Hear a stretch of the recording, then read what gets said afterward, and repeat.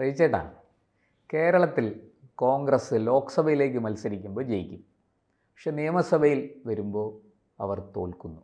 ഇതൊരു പ്രത്യേക സാഹചര്യമാണ്. കഴിഞ്ഞ ഒരു 10 വർഷമായിട്ട് നമ്മൾ കണ്ടുകൊണ്ടിരിക്കുന്ന ഒരു കാര്യമാണെന്ന് പറയും. BJP ക്രമാനുഗതമായി വളരുന്നുണ്ടെന്നൊക്കെയുള്ളത് സത്യമാണ്. പക്ഷെ ഇപ്പോൾ കോൺഗ്രസ്സിനെ വലിയ തോതിൽ പ്രതിസന്ധിയിലാക്കിക്കൊണ്ടൊരു പുതിയ രാഷ്ട്രീയം കടന്നു വന്നിരിക്കുകയാണ്. അതിൻ്റെ പ്രത്യക്ഷ ഉദാഹരണമാണ് മുനമ്പം. വഖഫ് ബോർഡിൻ്റെ ഇടപെടലും മുനമ്പത്തെ ഭൂമി പ്രശ്നവും എല്ലാവർക്കും അറിയുന്നതാണ്. ഇപ്പോൾ കഴിഞ്ഞ ദിവസം അവിടെ നമ്മുടെ കോൺഗ്രസ് നേതാക്കൾ അവിടെ പോയിരുന്നു. അതിൻ്റെ തലേ ദിവസം ഇവിടുത്തെ MP, എറണാകുളത്തിൻ്റെ MP, നമ്മുടെ ചെറുപ്പക്കാരനായ ഹൈബി ഈഡനെ അവിടുത്തെ ജനങ്ങൾ വലിയ തോതിൽ അദ്ദേഹത്തിൻ്റെ കോലം കത്തിച്ച് കടലിലെറിഞ്ഞ്, ഒരു വലിയ പ്രകടനമൊക്കെ നടത്തി കോലം കത്തിച്ച് കടലിലെറിഞ്ഞ് വളരെ അദ്ദേഹത്തിനെതിരായ മുദ്രാവാക്യങ്ങളും വിളിച്ച് വലിയ തോതിൽ അവരുടെ പ്രതിഷേധം രേഖപ്പെടുത്തി. അതിനെ തുടർന്ന് പ്രതിപക്ഷ നേതാവ് VD സതീശനും ഹൈബി ഈഡനും കൂടെ ഒരുമിച്ച് സമരപ്പന്തലിൽ പോവുകയും അവിടെ സംസാരിക്കുകയും പ്രസംഗിക്കുകയൊക്കെ ചെയ്തു. പക്ഷേ ജനങ്ങളാരും അത് വന്നു എന്തൊക്കെയോ പറഞ്ഞു പോയി എന്നല്ലാതെ അവർ വലിയ കൊടുത്തില്ല, അതിന് പ്രാധാന്യമൊന്നും കൊടുത്തില്ല. എങ്ങോട്ടാണ് ഈ കോൺഗ്രസ് രാഷ്ട്രീയം പോകുന്നത്? വളരെ സിമ്പിളാണ്. വഖഫ് ഭൂമി പ്രശ്നം കേരളത്തിലെ കോൺഗ്രസിനെ വല്ലാതെ ഗുരുതരമായി ബാധിച്ചിട്ടുണ്ട്. ക്രിസ്ത്യൻ സമൂഹത്തിൻ്റെ ഇടയിൽ കോൺഗ്രസിനോടുള്ള ഒരു ആഭിമുഖ്യം വല്ലാതെ കുറഞ്ഞിട്ടുണ്ട് ഈ വഖഫ് ഭൂമി പ്രശ്നത്തിൽ മാത്രം. അതിനു മുമ്പ് പല ഇൻസിഡൻസ് കേരളത്തിൽ ഉണ്ടായി. പാലസ്തീൻ പ്രശ്നമുണ്ടായി, ഹമാസുമായിട്ടുള്ള പ്രശ്നമുണ്ടായി, പിന്നെ നിർമ്മല കോളേജുമായിട്ട് പ്രശ്നമുണ്ടായി. പല പ്രശ്നങ്ങളുണ്ടായപ്പോഴൊക്കെ സഭയുടെ ഒരു സഭയ്ക്കൊരു പിന്തുണ കോൺഗ്രസ് കൊടുത്തില്ല. അവരെപ്പോഴും ഇതുപോലുള്ള മുസ്ലിം സംഘടനകൾക്കൊപ്പമാണ് കോൺഗ്രസ് നിന്നത്. ക്രിസ്ത്യൻ സമൂഹത്തിൻ്റെ ഇടയിൽ കോൺഗ്രസിനോട് വലിയ വിപ്രതിപത്തി കേരളത്തിൽ ഉണ്ടായിക്കഴിഞ്ഞു. അവിടെ ഇപ്പോൾ ഇന്നലെ എന്ന് പറഞ്ഞാൽ തിങ്കളാഴ്ച സംഭവിച്ചത് എന്താണ്? പേരുമഴയത്ത് സതീശനും ഹൈബി ഈഡനും കൂടെ ഓടിച്ചെല്ലുകയാണ് ആ പന്തലിലേക്ക്. കൂടെ പോകുന്നത് ആരൊക്കെയാണ്? Roji M. John MLA, Anwar Sadath MLA,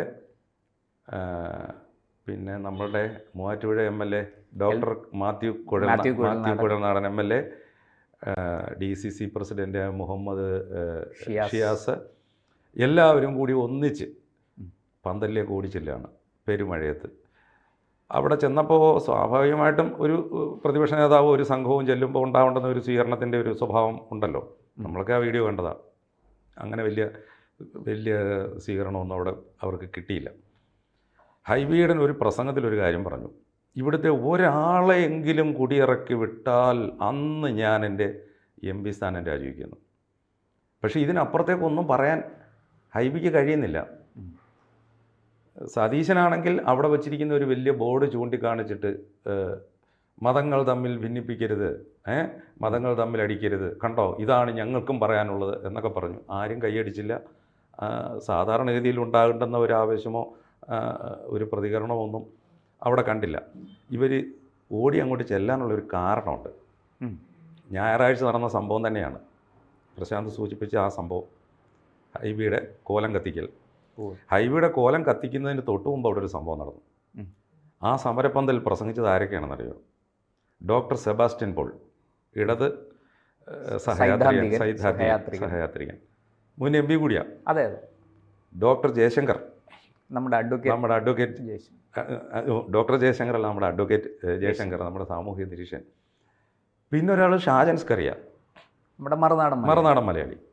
ഇവർ 3 പേരും. പിന്നത്തെ ഒരാളെ കൂടെ നമ്മൾ ശ്രദ്ധിക്കണം, SNDP യോഗത്തിൻ്റെ താലൂക്ക് യൂണിയൻ പ്രസിഡൻറ്റ്. ഇവർ 4 പേരായിരുന്നു അന്ന് ഞായറാഴ്ചത്തെ ആ യോഗത്തിലെ പ്രാസംഗികർ. ചെറിയ പ്രസംഗമൊന്നുമല്ല, യൂട്യൂബിൽ തപ്പിയാൽ കിട്ടും.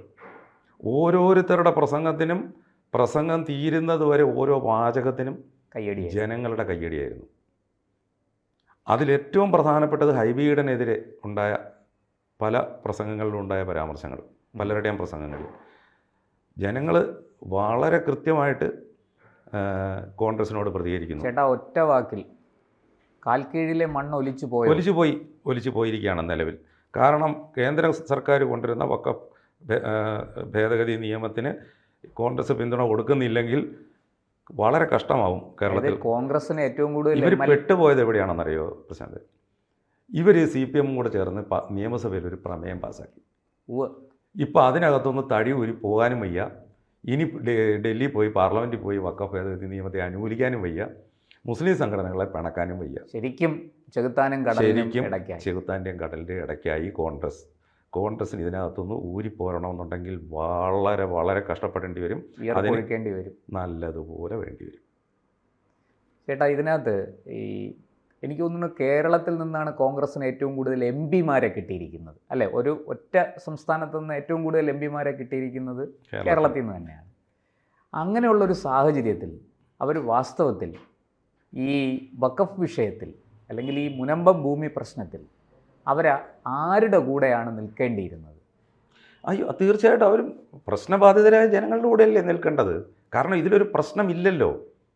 ഇപ്പോൾ ഒരു വീട്ടിൽ ചെന്നിട്ട് നമ്മളൊരു നോട്ടീസ്, ഏതോ ഒരു സംഘടന കൊണ്ടുവന്നിട്ട് ഒരു നോട്ടീസ് കൊടുക്കുകയാണ്, നിങ്ങൾ ഇവിടുന്ന് ഉടനടി ഇവിടുന്ന് കുടി ഒഴിഞ്ഞു പോകണം. ഉടനെ ആ നാട്ടുകാരെല്ലാം കൂടെ 3-4 പേര് വന്നിട്ട് അവരോട് പറയാണ്, നിങ്ങൾ ഒഴിഞ്ഞൊന്നും പോകണ്ട, നിങ്ങളിവിടെ തന്നെ താമസിച്ചു, ഞാൻ അവരുമായിട്ട് ചർച്ച ചെയ്ത് പരിഹരിക്കുക. ഇതെന്ത് കാര്യം? ഇത് ലോകത്ത് എവിടെയെങ്കിലും കേട്ടിട്ടുണ്ടോ ഇങ്ങനെ? ഇതിൽ ചർച്ച ചെയ്യാൻ എന്താ ഇരിക്കുന്നേ? ഈ നോട്ടീസ് കൊണ്ടൊന്ന് കൊടുത്താണ്ട് ചെപ്പക്കുറ്റി നോക്കി അടിക്കല്ലേ വേണ്ടേ? അത് ചെയ്യാതെ ഇപ്പോൾ പ്രിയങ്ക ഗാന്ധി ഇവിടെ വന്ന് രണ്ടാമത് വന്ന് ജയിച്ചു. പ്രിയങ്ക ഗാന്ധി ഇതുവല്ലോ അറിയുന്നുണ്ടോ എന്ന് എനിക്കറിയില്ല. ഈ പ്രശ്നത്തെക്കുറിച്ച് അവർക്ക് എന്തെങ്കിലും അറിയുമോ എന്നറിയില്ല. അവർക്ക് ഏറ്റവും കൂടുതൽ പിന്തുണ കൊടുക്കുന്ന ഒരു സമൂഹമാണ്, പ്രത്യേകിച്ച് ലത്തീൻ കത്തോലിക്ക സമുദായം, അതായത് തീരപ്രദേശത്തെ പാവപ്പെട്ട മത്സ്യത്തൊഴിലാളി സമൂഹം. അവരുടെ ആ പ്രശ്നത്തിൽ പ്രിയങ്ക ഗാന്ധി എന്തെങ്കിലും മിണ്ടിയതായിട്ട് നമ്മൾ കേട്ടോ? അവർ ഈ സ്നേഹത്തിൻ്റെ കട എന്നൊക്കെ പറഞ്ഞ് ചുമ്മാ വയനാട്ടിൽ വന്ന് ഞാൻ 2 ദിവസം നടന്ന് സ്വീകരണമൊക്കെ ഏറ്റുവാങ്ങിയിട്ട് തിരിച്ചു പോയിട്ട് വല്ല കാര്യമുണ്ടോ? ഈ പാവപ്പെട്ടവരുടെ പ്രശ്നം, ജനകീയ പ്രശ്നങ്ങളിൽ ഇടപെടുന്നില്ല. ജനകീയ പ്രശ്നങ്ങളിൽ ഇടപെടണ്ടേ? കാരണം ഇതേ പ്രശ്നം വയനാട്ടിലുണ്ടല്ലോ. ഇത് മുനമ്പത്തെ വിഷയം ലത്തീൻ കത്തോലിക്കരുടെ മാത്രം പ്രശ്നമല്ല, ധീവര സമുദായത്തെ ബാധിക്കുന്ന പ്രശ്നമാണ്, മുസ്ലിങ്ങളെ ബാധിക്കുന്ന പ്രശ്നമാണ്. ഈ വഖഫ് തന്നെ നമുക്ക് മനസ്സിലാകുന്ന അനുസരിച്ച് വഖഫിൻ്റെ ആഴങ്ങളിൽ ഇറങ്ങി ചെല്ലുമ്പോൾ ഏതാണ്ട് കേരളത്തിൽ 10,42,000 കേസ് വഖഫ് ബോർഡുമായിട്ട് നടക്കുന്നുണ്ട്, ഭൂമി കയ്യേറി എന്ന് പറഞ്ഞു. അതിൽ 40,000-ഓളം കേസിലും ഇപ്പുറത്തെ വശത്ത്, ഒരു വശത്ത് വഖഫാണെങ്കിൽ ഒരു വശത്ത് മുസ്ലിങ്ങളാണ്. അപ്പോൾ കഴിഞ്ഞ ദിവസം നമ്മുടെ അഹമ്മദ് മാഷ് സംസാരിച്ചപ്പോൾ അക്കാര്യം പറഞ്ഞായിരുന്നു. അപ്പോൾ എന്നോടൊരു ഹിന്ദു ഐക്യവേദി നേതാവ് ആ പ്രസംഗം കേട്ട് കഴിഞ്ഞിട്ട് എന്നോട് ചോദിച്ചത്, അവസാനം ഇപ്പം ലത്തീൻ കത്തോലിക്കർക്ക് വേണ്ടി സംസാരിക്കാൻ സഭയുണ്ടാവും, ഈ ധീവരസഭയ്ക്ക് വേണ്ടിയിട്ട് ഇടപെടാൻ ഹിന്ദു ഐക്യവേദി ഉണ്ടാവും, പക്ഷേ ഈ പാവപ്പെട്ട മുസ്ലിങ്ങൾക്ക് വേണ്ടി ഇടപെടാൻ ആരുണ്ട്? അപ്പോൾ ഈ ഹിന്ദു ഐക്യവേദി നേതാവ് എന്നോട് ചോദിക്കുകയാണ്, ഈ മുസ്ലിങ്ങൾക്ക് വേണ്ടി നാളെ ഹിന്ദു ഐക്യവേദി രംഗത്തിറങ്ങേണ്ടി? അല്ല, തീർച്ചയായിട്ടും അതുകൊണ്ടായിരിക്കുമല്ലോ യുപിയിലൊക്കെ BJP മുസ്ലിം ഭൂരിപക്ഷ മണ്ഡലങ്ങളിലൊക്കെ ജയിക്കുന്ന. ഒരുപക്ഷെ അവിടുത്തെ മുസ്ലിം സംഘടനകളൊന്നും മുസ്ലിങ്ങളെ അതിനൊരു ഉദാഹരണമാണ്. അതെ, അതായത് മുസ്ലിങ്ങൾക്ക് വേണ്ടി ആ നാട്ടിലെ മുസ്ലിം സംഘടനകളൊന്നും ചെയ്യുന്നില്ല എന്നുള്ളത് കൊണ്ടായിരിക്കുമല്ലോ അവർ BJPക്ക് വോട്ട് ചെയ്യുന്നത്. കാരണം ഒരുപക്ഷെ കഴിഞ്ഞ പ്രാവശ്യം ജയിച്ചു വന്ന BJP MLA അവർക്ക് ചിലപ്പോൾ പലതുമൊക്കെ കൂടുതൽ കാര്യങ്ങൾ ചെയ്തു കൊടുത്തിട്ടുണ്ടാവാം, അല്ലെങ്കിൽ ഇനിയും ചെയ്തു കൊടുക്കുമെന്ന് അവർക്ക് പ്രതീക്ഷ കാണും. അവരുടെ നാട്ടിലെ അവരുടെ മഹല്ല് കമ്മിറ്റി പോലും അവർക്കൊന്നും ചെയ്തു കൊടുക്കുന്നില്ല. ഇതുപോലുള്ള നോട്ടീസുകളാണ് അവർക്ക് കിട്ടിക്കൊണ്ടിരിക്കുന്നതെങ്കിൽ പിന്നെ അവരെങ്ങനെ അവരുടെ സ്വന്തം സംഘടനകളോട് നിൽക്കും? ഒരുപക്ഷെ അത് തന്നെ ആയിരിക്കാം ഒരുപക്ഷെ ഈ കേരളത്തിന് സംഭവിക്കാൻ പോകുന്നത്. കേരളത്തിൽ പല സ്ഥലങ്ങളിലും മുസ്ലിം വിവാദപ്പെട്ട ആൾക്കാർക്ക് നോട്ടീസ് കിട്ടി ആകപ്പാടെ കുഴപ്പത്തിലായിരിക്കുകയാണ് പലരും. നമുക്ക് കോൺഗ്രസ്സിലേക്ക് തിരിച്ചു വരാം. കോൺഗ്രസ്സുകാർക്ക് ഇക്കാര്യത്തിൽ ഒരു ശക്തമായ നിലപാടെടുക്കാൻ എന്താണ് അവർക്ക് തടസ്സം? ഇപ്പോൾ അതുകൂടി ഒന്ന് പറഞ്ഞാൽ. കോൺഗ്രസ്സുകാർക്ക് ഇപ്പം നിലപാടെടുക്കാനുള്ള തടസ്സം മുസ്ലിം ലീഗാണോ? വളരെ തുറന്ന് മുസ്ലിം ലീഗ് വോട്ടാണ്. മുസ്ലിം വോട്ടൊരു പ്രശ്നമാണ്, മുസ്ലിം ലീഗാണെന്ന് എനിക്ക് തോന്നുന്നില്ല. പിന്നൊരു പ്രശ്നം, കേരളത്തിലെ കോൺഗ്രസ്സിലെ ബഹുഭൂരിപക്ഷ നേതാക്കളും ഇക്കാര്യത്തിൽ കാര്യമായ അഭിപ്രായം ഇതുവരെ പറയുന്നില്ല. എല്ലാവരും പറഞ്ഞു പോകുന്നത് വഖഫ് നിങ്ങളെ ബാധിക്കില്ല, ഞങ്ങൾ നോക്കിക്കൊള്ളാം എന്നൊക്കെ പറയുന്നെങ്കിലും കേരളത്തിലെ ബഹുഭൂരിപക്ഷം കോൺഗ്രസ് നേതാക്കന്മാരും വിഷയത്തിൽ ഇടപെടാൻ ഭയപ്പെടുന്നു. അവർ ആ വിഷയത്തിലേക്ക് ഇടപെടാൻ ഭയപ്പെടുന്നു. അത് ഈ പറഞ്ഞതുപോലെ CPMൻ്റെ ട്രാപ്പിൽപ്പെട്ട് നിയമസഭയിൽ പോയൊരു പ്രമേയം, അവരുടെ കൂടെ നിന്നൊരു പ്രമേയം പാസ്സാക്കി പോയത് കൊണ്ടാണോ, അതോ ഇനി രാഹുൽ ഗാന്ധി ഡൽഹിയിൽ ഇരുന്നുകൊണ്ട് വഖഫ് നിയമത്തെ പിന്താങ്ങുന്നത് കൊണ്ടാണോ, ഒന്നും നമുക്ക് പറയാൻ പറ്റില്ല. പക്ഷേ എന്തായാലും കേരളത്തിൽ ക്രൈസ്തവ സമൂഹത്തിൽ കോൺഗ്രസ്സിന് ഈ നിലപാടിനോട് വലിയ ഒരു രീതിയിലുള്ള ഒരു എതിർപ്പും അകൽച്ചയും ഉണ്ടായിട്ടുണ്ട്. സഭാ നേതൃത്വം വളരെ ഗുരുതരമായിട്ട് ഈ വിഷയത്തെ കണ്ടിട്ടുണ്ട്.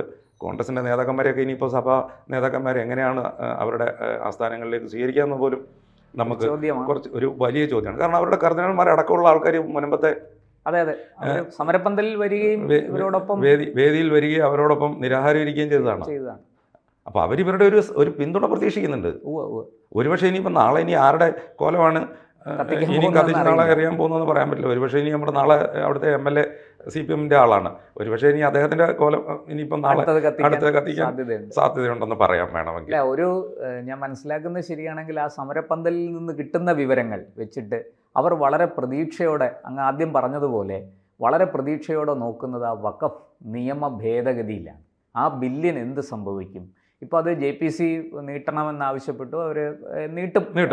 ഇനി ഈ സഭയിലുണ്ടാവില്ല. നീട്ടി ഉത്തരവ് വന്നോന്ന് എനിക്കറിയില്ല. ഒരുപക്ഷെ അടുത്ത സഭാ സമ്മേളനത്തിലേക്കേ ഉണ്ടാവുള്ളൂ. എന്തായാലും അതിനുള്ളിൽ ഒരു സമവായം ഉണ്ടാക്കാൻ ഇപ്പോൾ ഈ പ്രശ്നം ഇവിടെ പരിഹരിക്കാം. ഈ വഖഫ് ബോർഡ് നോട്ടീസ് അങ്ങ് പിൻവലിച്ചാൽ മതി. അത് ഈ ഇടത് സർക്കാരും സർക്കാർ തീരുമാനിച്ചാൽ മതി. പക്ഷെ അവർ തയ്യാറാകുന്നില്ല. അതുകൊണ്ടാണ് ഈ മുനമ്പത്ത് അവർ തയ്യാറാവാത്തതിനകത്ത് കോൺഗ്രസിനെ വെട്ടിലാക്കണമെന്നുള്ള ഒരു ഉദ്ദേശവും കൂടി അവർക്ക് ഉണ്ടാവാം. ഒരുപക്ഷെ കുറച്ച് നാളും കൂടി ഈ സമരം കൊണ്ട് നീണ്ടു പോകട്ടെ. കോൺഗ്രസ് കുറച്ചും കൂടി വെട്ടിലാവട്ടെ. കാരണം കോൺഗ്രസിൻ്റെ വോട്ട് ബാങ്കാണല്ലോ ഇത്. അവരെ സംബന്ധിച്ചിടത്തോളം, CPMനെ സംബന്ധിച്ചിടത്തോളം അത്ര വലിയ വോട്ട് നഷ്ടം ഇവിടെ സംഭവിക്കാനില്ല. ഒരു ക്രിസ്ത്യൻ വോട്ട് ബാങ്ക് കോൺഗ്രസിൽ നിന്ന് നഷ്ടപ്പെട്ടു പോകുന്ന എങ്ങോട്ട് പോട്ടെ. അവസാനം CPMന് വേണമെങ്കിൽ ഈ വഖഫ് ബോർഡിനെ കൊണ്ട് ഈ നോട്ടീസ് പിൻവലിപ്പിക്കാം. ഒരുപക്ഷെ അവരത് ചെയ്യുകയും ചെയ്യും. പക്ഷേ കോടതിക്ക് പരിഹരിക്കുകയും ചെയ്യും. എന്നിട്ട് അവരതിൻ്റെ ക്രെഡിറ്റ് എടുക്കുകയും ചെയ്യും. പക്ഷേ അപ്പോഴേക്ക് കോൺഗ്രസിൻ്റെ കഥ കഴിയും. അതാണ് മുൻപം വിഷയത്തിൽ സംഭവിക്കാൻ പോകുന്നത്. കൂടുതൽ വാർത്തകളും വിശേഷങ്ങളും നിങ്ങളിലേക്ക് എത്താൻ ABC മലയാളം സബ്സ്ക്രൈബ് ചെയ്യുക, ബെൽ ബട്ടണും അമർത്തുക.